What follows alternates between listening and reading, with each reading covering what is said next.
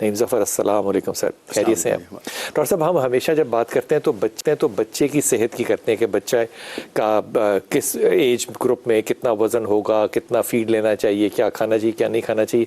लेकिन क्या ये बात सच नहीं है कि ये सारी चीज़ें रिलेटेड हैं माँ की सेहत के साथ? क्योंकि जो ही बच्चा कंसीव हुआ तो अगर माँ सेहतमंद होगी तो बात आगे चलेगी, माँ ही नहीं सेहतमंद होगी तो फिर बच्चा बेचारा। ये सच है? आपकी बात दुरुस्त है। पूरी दुनिया में जो प्रीमेच्योरिटी के रेट्स हैं, वहाँ पे बच्चे जो वक्त से पहले पैदा होते हैं ना, उनको प्रीमेच्योर कहा जाता है। पाकिस्तान में तकरीबन 1/4 से ज़्यादा बच्चा पैदा टाइम पे हो रहा है और उसका वज़न कम है। वज़न कम है, उसका वज़न 2.5 किलो से कम है, जो कि स्टैंडर्ड लाइन है, जिसका मकसद ये हुआ कि उसकी माँ की सेहत इतनी अच्छी नहीं थी कि वो अपनी बच्ची को ग़िज़ाइयत फराहम कर सकती। और इसकी क्या वजूहात? बहुत सारी वजूहात हैं। सबसे बड़ी वजह तो ये है कि माँ की सेहत के बारे में कोई एक तो माँ, जब हम इसको उससे भी पीछे लेके जाते हैं, जब माँ एडोलेसेंट थी या माँ शादी से पहले उसकी सेहत क्या थी, तो उसकी सेहत कैसी थी। फिर वक्त से पहले शादियाँ, फिर अगर बच्ची जब प्रेग्नेंट है तो उसकी खुराक, हम खुराक की तरफ तवज्जो बड़ी देते हैं लेकिन मुतनासिब खुराक नहीं देते।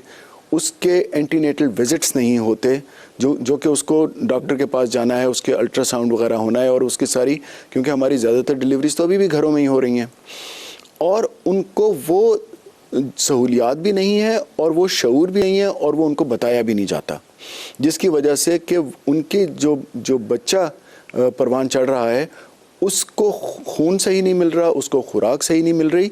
नतीजतन वो ना सिर्फ ये कि वो वज़न में कम रह जाता है, बल्कि जिस तरफ हम बहुत ज़्यादा फ़िक्र करते हैं कि वो बच्चा ज़हनी तौर पे, दिमाग की हार्ड वायरिंग, याद रखिएगा दिमाग बन रहा है उस वक्त, वो भी उसको भी वो चीज़ें कम रह जाती हैं। क्या माँ अगर स्ट्रेस्ड हो ड्यूरिंग प्रेगनेंसी, अच्छा खाना पीना ठीक है, सब कुछ, स्ट्रेस हो, उसको लड़ाई झगड़ा ये वो, इससे फ़र्क पड़ेगा?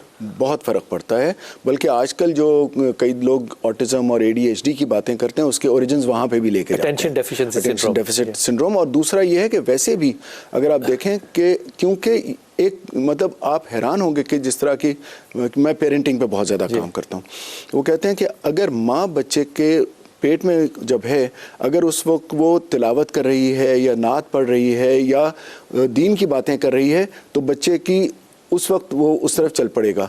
इसलिए जो मगरिब है वो म्यूज़िक की बातें करता है कि उसको सुकून में रहे, और जहाँ मारपीट और जहाँ कुछ हो, चाहे बच्चे को डायरेक्टली नुकसान नहीं पहुंच रहा, लेकिन बच्चे को ज़हनी तौर पे टॉर्चर हो रहा है। डॉक्टर साहब ये बात, इसका मतलब आप जो है वो सच वाली बता रहे हैं ना, कंफर्म वाली बात आ रही है। मैं कहूँगा तो बिल्कुल लगेगा शायद इमोशनल है कि अगर माँ नात पढ़ रही है, तलावत कर रही है या सुन रही है और आवाज़ बच्चे को जा रही है, तो बच्चे की ज़हनी सेहत पे फ़र्क पड़ेगा। बिल्कुल पड़ता है, और ये इसके स्टडीज़ हैं, इट्स अ साइंटिफिक फैक्ट। ये कोई जज्बाती बात नहीं है। नहीं, बिल्कुल नहीं।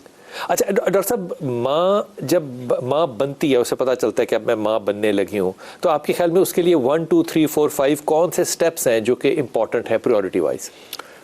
देखें, सबसे पहले तो ये है कि उसको सबसे पहला अपना एक मुआयना करवाना है। ठीक। और जो कि एक मुस्तनद कोई भी हेल्थ केयर प्रोफेशनल, ज़रूरी नहीं है डॉक्टर हो, क्योंकि हर जगह डॉक्टर है भी नहीं, लेकिन मिडवाइफ से एक मुआयना है जो कि ये देख के बताए कि सब चीज़ें ठीक हैं या नहीं। ठीक है। और ये कितने अरसे बाद होना चाहिए? आमतौर पे जो है ना, प्रेगनेंसी के दरमियान ये कम से कम 5 से 7 दफ़ा होता है, और आइडियली 9 से 10 दफ़ा होना चाहिए। यानी कि तकरीबन महीने सवा महीने बाद होना चाहिए। शुरू में हर महीने बाद, फिर 2 हफ्ते बाद, फिर 1 हफ्ते बाद। अच्छा, इस तरह ये मुआयने होते हैं, और ये हर जो मिडवाइफ है वो ये करती हैं। ठीक। क्योंकि जब पहले 6 महीने में 1 महीना, 6 से 7 साढ़े 7 8 महीने तक 2 हफ्ते, और आखिरी महीने में तो फिर 1 हफ्ते के बाद। सब ये जो बात कई दफ़ा हुई है और बड़े बड़े प्लेटफॉर्म्स पे हुई है कि हमारे जो बच्चे हैं वो अंडर नरिश्ड हैं, अंडर नरिश्ड कह लूँ, या इसको एक और तरफ से देखते हैं कि हमारी अगर पिछले 20 साल में देखें तो बच्चे और बच्चियों दोनों की, उनके जिस्म कमज़ोर हैं, उनकी हाइट्स कम हैं, उनके बाल ज़्यादा गिरते हैं, वो एक उम्र में आने से पहले गंजे भी हो रहे होते हैं, कमज़ोर भी हो रहे होते हैं। इसका किस चीज़ से ताल्लुक़ है?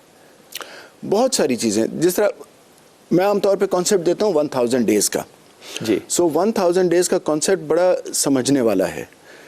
पहले 9 महीने माँ के पेट में, जी, जिसका मतलब है 270 दिन, जी, और पहले 2 साल बच्चे की पैदाइश के बाद, जिसका मतलब है 730 दिन। तो ये 1000 दिन जो हैं, ये बच्चे के लिए सबसे ज़्यादा ज़रूरी हैं। क्यों?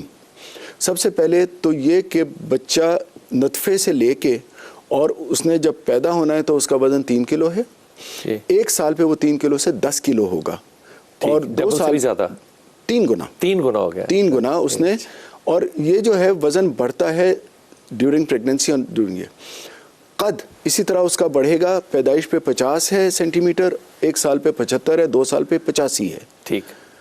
ये तो लीनियर ग्रोथ है जी। जो सबसे हैरान कुन बात है दिमाग, वो भी जिसको हम बढ़ रहा है। सर की ग्रोथ लेते हैं, पैदाइश पे वो 50 सेंटीमीटर है और सॉरी पैदाइश पे वो है पैदाइश पे वो आ जाता है 35 सेंटीमीटर्स। 1 साल पे वो 42 हो जाता है और 2 साल पे जाते जाते वो 47 हो जाता है और उसके बाद अडल्ट 50 है, 54 है। सो सारे के सारा जो ब्रेन की ग्रोथ है वो पहले 2 सालों में 2 सालों में हो रही है। अब इन 2 सालों में उसका कद भी बढ़ना है, उसका जिस्म भी बढ़ना है, उसका वज़न भी बढ़ना है, उसका दिमाग भी बढ़ना है। और लोगों को ये नहीं पता कि जिस तरह कंप्यूटर में एक हार्ड ड्राइव है और एक सॉफ्टवेयर्स हैं। सो हार्ड ड्राइव का मतलब है दिमाग के जो ताने बाने बुनने हैं वो उसी वक्त बुने जाए, वो पहले 18 महीने में और प्रेगनेंसी के दौरान बुने जाएंगे। उसके बाद नया न्यूरॉन कोई नहीं बनेगा सारी जिंदगी। उसके बाद सिर्फ कनेक्शंस बन रहे हैं, जिसका मतलब सॉफ्टवेयर डेवलप हो रहे हैं आपके बस हार्डवेयर बन चुका है। हार्डवेयर बन चुका है। अब अगर इस पीरियड में बच्चा कमज़ोर है, उसका वज़न कम है, उसका कद नहीं बढ़ता। सबसे पहले तो ये अगर खुराक नहीं है ना तो ना सिर्फ वज़न नहीं बढ़ेगा, कद नहीं बढ़ेगा। वज़न ज़िंदगी में कभी भी बढ़ा सकता है, कद दोबारा नहीं बढ़ेगा, तो बच्चा कद में छोटा रह जाता है। लेकिन उस वक्त तो खुराक सिर्फ मदर फीड ही होगा ना।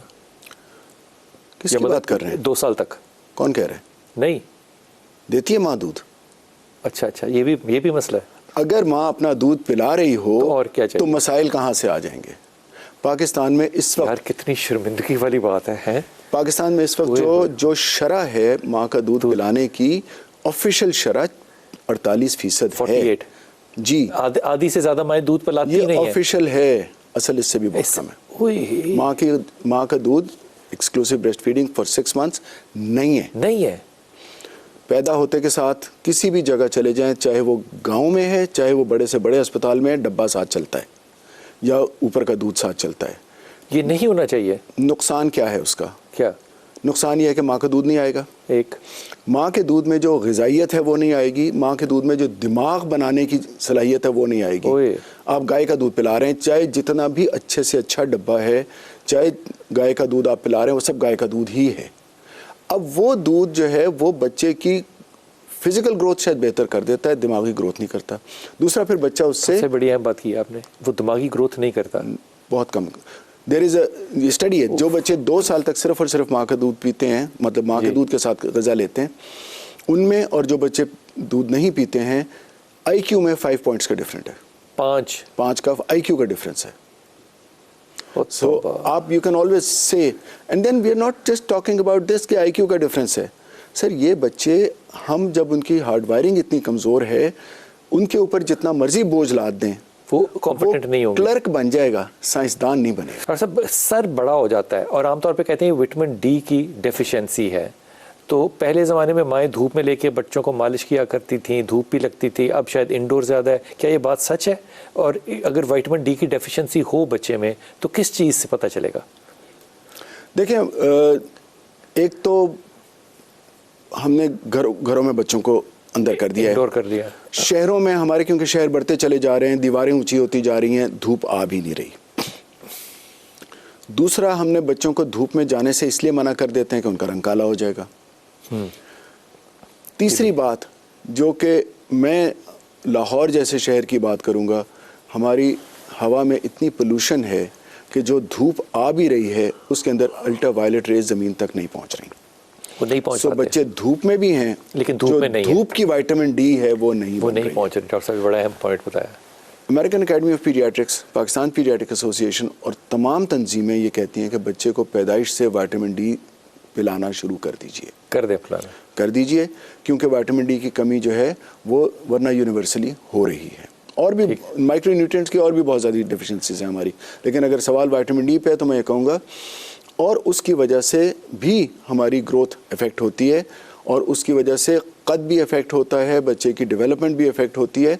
सर का साइज जो बढ़ता है ना, वो सर का साइज नहीं बढ़ रहा, असल में यहाँ पे हड्डियाँ उनकी हड्डियाँ जो है वो चौड़ी हो जाती हैं, तो उसकी वजह से ऐसा आता है। ये डॉक्टर साहब ने वैसे ना बातें करके डरा दिया। एक तो ये स्मॉग, जिसको आप स्मॉग इतना इजी लेते हैं ना, वो स्मॉग बड़ी डेंजरस है। इतनी गर्द गुबार है आपके माहौल में कि धूप जो नीचे आती है वो भी बेचारी प्योर नहीं रहती। ओ खुदा के वलियो, कोई इंसाफ करो इस मुल्क के ऊपर।